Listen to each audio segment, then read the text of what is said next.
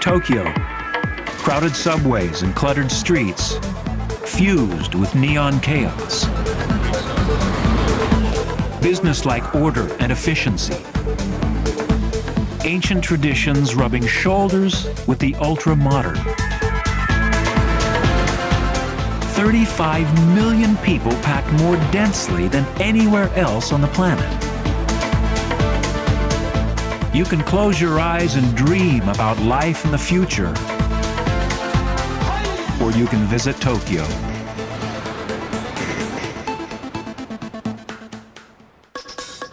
Tokyo, the capital of Japan, is the frantic hub for a nation of 126 million.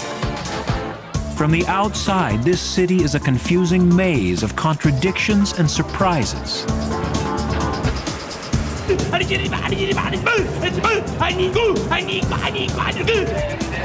A cultural blender mixing obsessions with the West with ancient traditions of the East to create a city like no other. This megalopolis continues to push the boundaries in every direction. The boundaries of modern technology, of lifestyle, fashion, transport, and good taste. And it takes all types to live here. It's a city energized by its people. And if you know who to talk to, Tokyo will treat you to the ride of your life. It's fantastic, it's stimulating, it's inspirational, it's fast, it's so fast, it's ever so fast. 120 beats per minute, 24 hours a day. We'll take you inside the hottest night spots. You'll get to shop with someone else's money at the ritziest boutique in Asia. You'll also get a sneak preview of the next big thing in 21st century cell phone technology. We'll reveal the secrets of pachinko, a Japanese obsession that rivals the Las Vegas Strip. Fads, fashion, and fun as only the Japanese know how.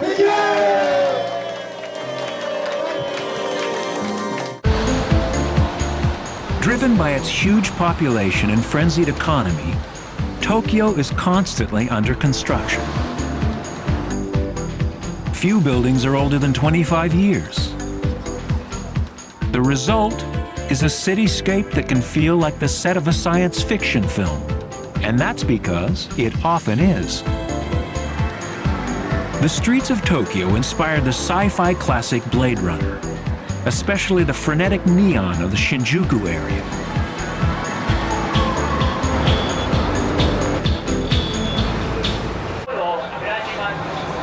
With their wealth and independence, it's the youth of Tokyo who drive a lot of the economy and create much of the city's color. On the streets of Shibuya, young men and women sit in the economic hot seat with a pair of hot pants. Often living with their parents, with a high income and few financial commitments, they prowl the streets poised to throw their paycheck at the latest fashion fad. Big business is only too happy to comply. One of the biggest impacts they've had on Tokyo's economy is their use of cell phones. In Japan, they're called keitai, which means to carry.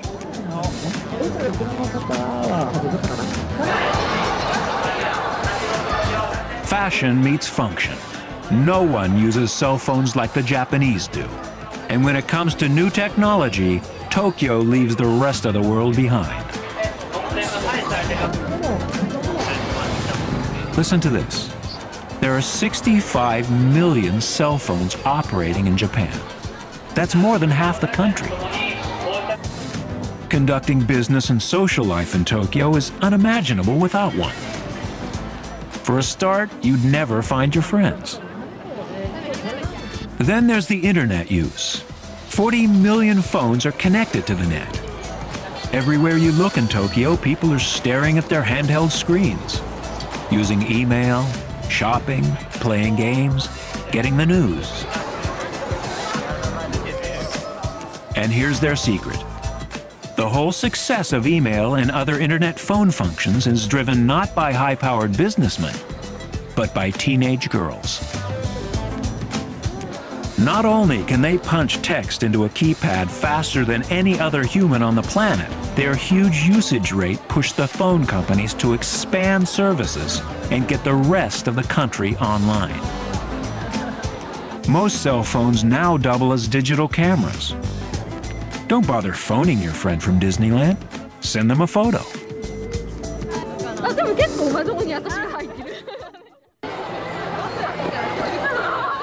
In Tokyo, the buzzword in fashion is Harajuku. It's not a designer label, it's a district. The place to see some of the wildest, eye-popping fashion in the world.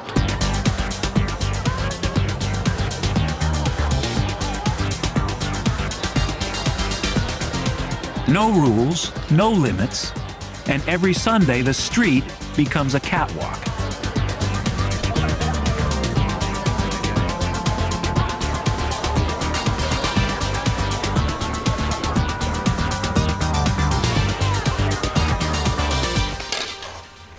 Writer-photographer Mayu Kanamori has documented the fashion movement for years.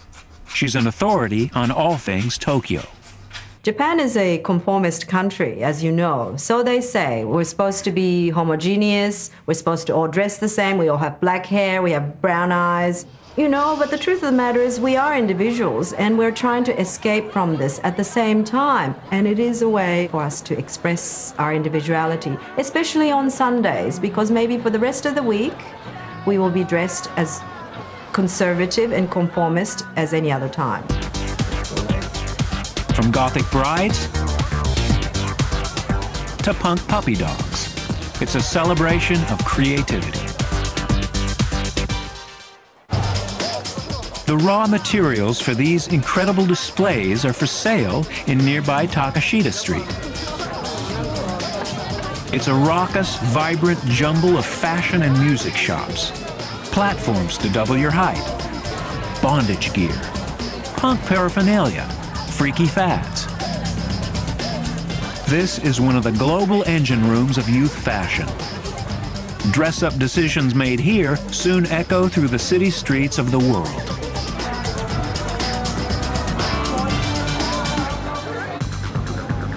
Japan is the most densely populated nation on Earth. 500 people cram into every square mile. It's more tightly packed than India and 10 times more crowded than the United States. In Tokyo, space is everything. It's rare, it's expensive. This is the largest concentration of people in the world. Kayoichi Tezuki is an artist and writer who has been documenting styles of Tokyo living for years. City apartments like Tokyo, and especially Tokyo, is really high density place, and there are so many small apartments like in so-called studios, like just one room.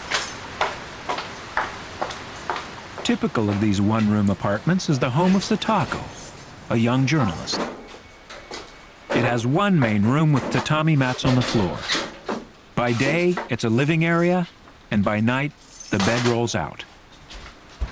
The size isn't a problem because most of her living is done out in the city. You don't have to have like a nice dining room, no. Instead, you have your friend's restaurant or a cafe just over there, no. You don't have to have a large place to live comfortably. Tokyo has one of the lowest crime rates in the world. Low unemployment, tough law enforcement, zero tolerance, and tight gun controls have made a big difference in the way people like Satako live. It's basically very safe, no? Young girl can walk around at night without any kind of difficulties. Safe means you don't have to pay much for security, no? That means you can live in cheap apartments rather safely. Because if you live in New York in really cheap apartments, you have to pay a lot for your safety. These factors make Tokyo really, unique in a way. Saving space enters a new dimension in the capsule hotel. These are the world's tiniest rooms for rent. It's not quite a motel for munchkins, nor is it the MGM Grand. These cramped quarters are made for a short stay, mostly used by exhausted businessmen when it's too late and too far to commute home. Inside are all the basic accessories you need: radio, TV, alarm, and a clean, comfortable bed. Once the shutters are down, it's remarkably restful. You can even reserve it for a nap during the day.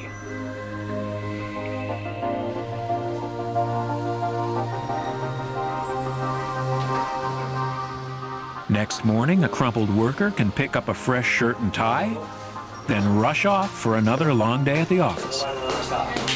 And the secret here is, these tiny rooms are an option for the budget traveler. They're around $40 a night. A room in a major hotel would be 10 times that amount. But there is a catch. Most of these capsule-style hotels are strictly for men only.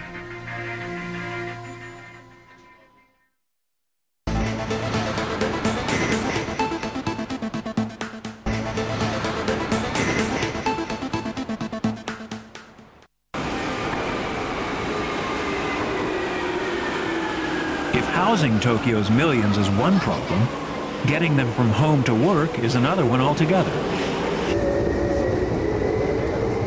It's a problem that has produced a solution of perfect Japanese order, technology, and efficiency: the incredible Tokyo subway system. Each morning, 8 million people commute into central Tokyo. Human sardines pushing the subway network to the limit. But listen to this. Even though these trains are jammed at twice their capacity, they still run almost 100% on time, even during peak hour. It is the world's most complex and efficient system of public transport.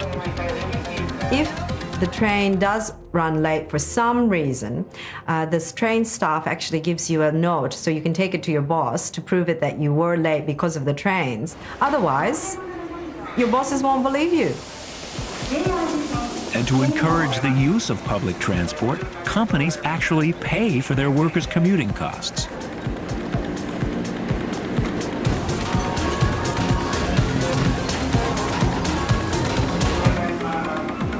A train turns up every 90 seconds. Every carriage bursting at the seams. Over 3,000 on board each train. So when is a subway car full? In Tokyo, they will always find room for one more, even if that one needs a little helping hand from the white-gloved platform guard.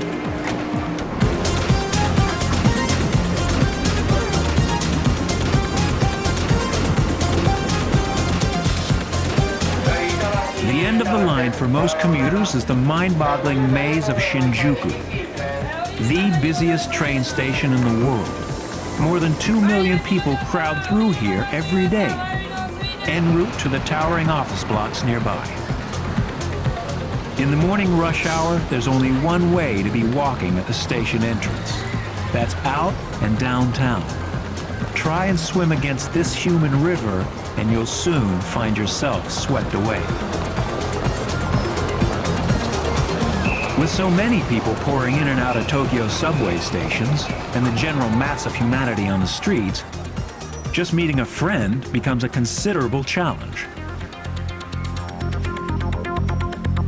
The place to meet and be seen in Tokyo is outside Shibuya Station. One of the most hip places in Tokyo is Shibuya. Once we meet in Shibuya, there's many, many cinemas and places, restaurants, nightclubs, fashion houses.